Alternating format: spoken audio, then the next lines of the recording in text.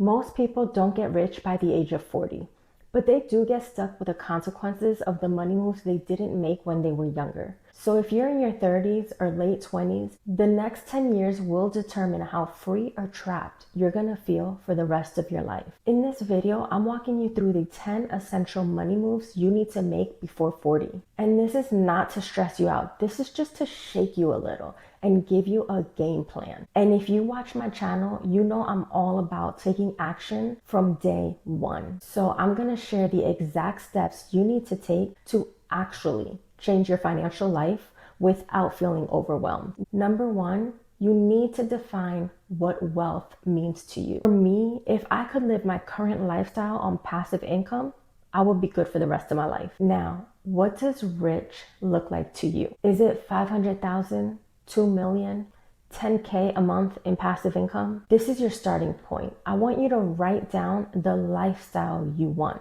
and think about how much it takes to live out that lifestyle each month. Then I want you to use the 4% rule or the cash flow method to figure out your target. That's gonna be your finish line. And listen, it doesn't have to be one or the other. Many people combine both, using the 4% rule for their investments and cash flow from their side hustles or real estate to supplement. Number two, track every dollar. Now, you know I'm not a big fan of budgets. I'm not a big fan of tracking every single cent that you spend, but you also know I'm a big fan on having a foundation. And this is where your foundation starts. You can't build wealth if you don't know where your money is leaking. Just like in my 4-week financial reset, I want you to download all your bank and credit card statements from last month. Log every single expense, even that $4 coffee, that unexpected brunch, and that Amazon purchase that you'll never buy again. Break them into categories: house, food, fun, etc. And I need you to highlight your leaks, things you didn't actually need. And I want you to circle your essentials. Now, when you do this, you'll be able to see how much did you save, how much did you invest, how much could you have saved or invested. And I'm gonna be honest, just like in the 4-week financial reset, this step is not fun and it takes time, but it is the most essential step. You can't skip this. You can't do it later. It has to be the first thing you do. Number 3 is building an emergency fund. If you don't have a cushion, you're one emergency away from panic. At the minimum, you need to have 3 to 6 months of expenses in this account. Keep it in a high yield savings account and label it emergency only. Do not touch. I'm gonna be honest with you. I've always done this, but I never realized the importance of it until this past year. For my emergency fund, I started saving the suggested 3 to 6 months of expenses. And then once I reached that, I realized I wasn't missing the money that I was putting in there. So I just kept stacking it.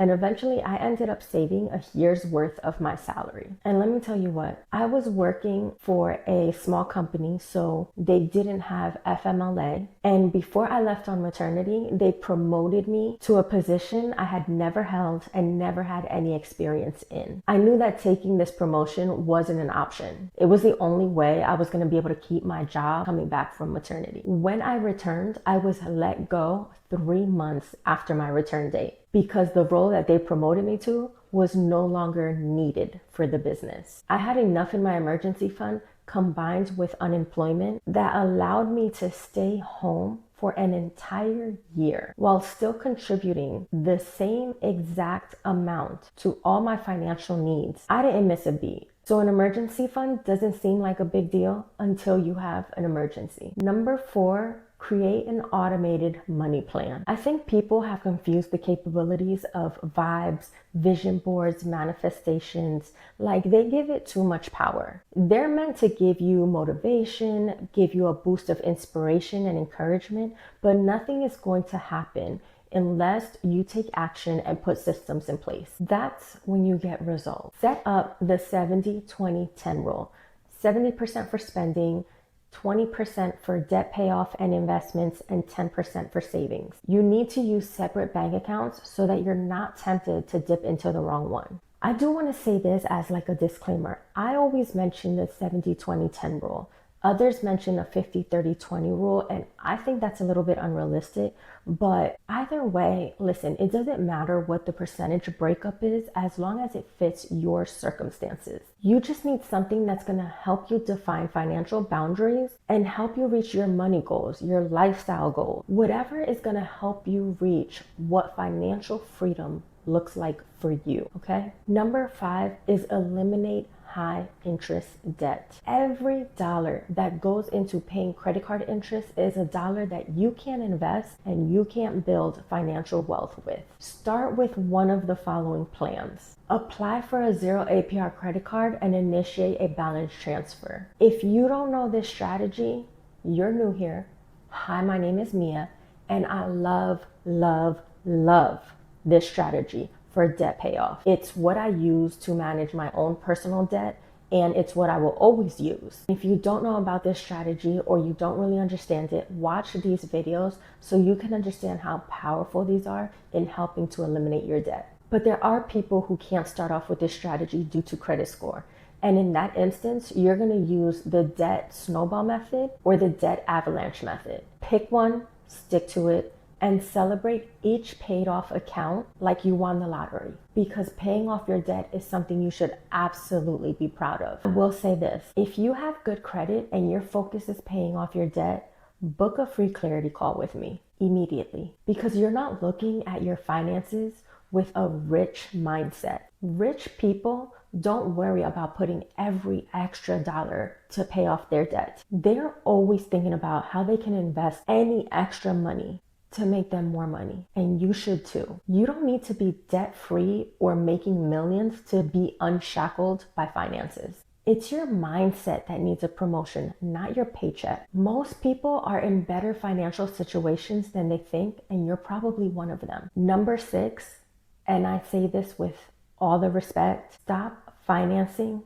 stupid stuff. If it cannot make you more money than its purchase price, stop putting it on payments. What do I mean by that? Simple. A lawnmower that's $6,000 doesn't make sense for someone who's not in landscaping. $500 on makeup doesn't make sense for someone who's not a makeup artist. If you are not going to profit from a purchase that you finance, do not finance it. Pay it in cash. Do not fall for the 0 APR trap. Now, you're probably like, wait, didn't you just say you love the 0 APR strategy? And I do. For debt management, for debt you already have that you're trying to figure out, not for purchases. Had you not financed something that maybe you shouldn't have, you wouldn't need the 0 APR strategy for debt management. We're trying to do better, not do the same. Rule of thumb, if you can't buy 5 of whatever you're thinking about financing in cash, you can't afford 1. Exceptions, maybe your house. And I know that sounds extreme, right? But you have to remember you're in a short period of financial reservation so that later on you can be living in financial freedom. You don't need that lawnmower, okay? What you need is your first income producing asset, which takes me to number 7. Before you're 40, you need to have at least one stream of passive income, period. Buy a dividend paying ETF. Start with something simple. These literally pay you just for owning them. Make a micro investment in cash flow. Put $100 into a platform like Fundrise or even on a real estate REIT. You're buying into income, not just speculation. And make it a rule to reinvest every dollar. Don't cash out your gains. Reinvest every dividend, every payout, every interest check. This money shouldn't go towards spending. Follow the cash, invest, cash flow, reinvest and grow cycle. This is how you create real wealth. Number 8 is protect your people. And I'm gonna admit, I'm kind of embarrassed about this. This is something I never put a lot of thought into until I married my husband. This man has so many insurances and financial safety nets in place to make sure that what we're building financially doesn't get interrupted. If something were to happen to you tomorrow, could your family eat? Please get term life insurance. Most people skip life insurance because they think, I'm not rich yet. What's the point? What's there to protect? But that's why you need it. When you're still building your investments, your savings, building on your career, you're in a vulnerable stage. You don't want to have to liquidate your investments early. You're not using this to get rich. You're using this to make sure that your hard work doesn't get undone if life takes an unexpected turn. Number 9, I'm the biggest advocate of it. Invest in your financial education. If you don't learn about money, you'll always work for someone who did. This month, I want you to you should want to read one financial book. If you don't know where to start, I have a list in the description. They're not sponsored. I'm not an affiliate. It's just a list that I think is beginner friendly. The second thing I want you to do is join a financial community. If you have never heard of the school communities, I have a link below. Same thing. I'm not gaining anything from it. It's actually a great resource for like all types of communities, but that's besides the point. And while I really appreciate my subscribers and the views that I get, if you are serious about financial freedom, I need you to upgrade from watching all the free YouTube advice and take a financial course or connect with a financial coach. Get a custom plan built for your financial situation, for your circumstances, for your goals. You'll see how quickly your commitment to progress becomes once you've invested in yourself. And number 10, make a succession plan. Wealth is built on strategy, but it can be all lost without a plan. Again, if something were to happen to you tomorrow, where would your money go? Would it go where you want it to go, to who you want it to go to, or will it end up in probate court? Listen, get your will in place, set up a trust fund if you need it, talk to an estate attorney, and define how you will give back, whether that's time, money, or mentorship. Because at the end of the day, think about it. Wealth isn't about what you keep. It's about what you're going to pass on. These 10 moves, they're not suggestions. They are the bare minimum if you want financial peace before 40. But I don't want you getting overwhelmed. Pick just one out of the 10. Start today. Pick another one in a week. Pick another one a week after that. And if you need help figuring out where you want to start or where you should start, book a free clarity call with me. And I don't talk about this often enough, but I think it's important to know. My clarity calls are completely free. I do have paid services like courses and custom debt payoff plans, but during these calls, it's literally just about you. I'm not pushing any of these things. We literally just walk through your situation, figure out what's holding you back, and map out a strategy to help you take control of your finances. It's free, it's personal, and it's honestly designed just to help you get unstuck. See you in the next one.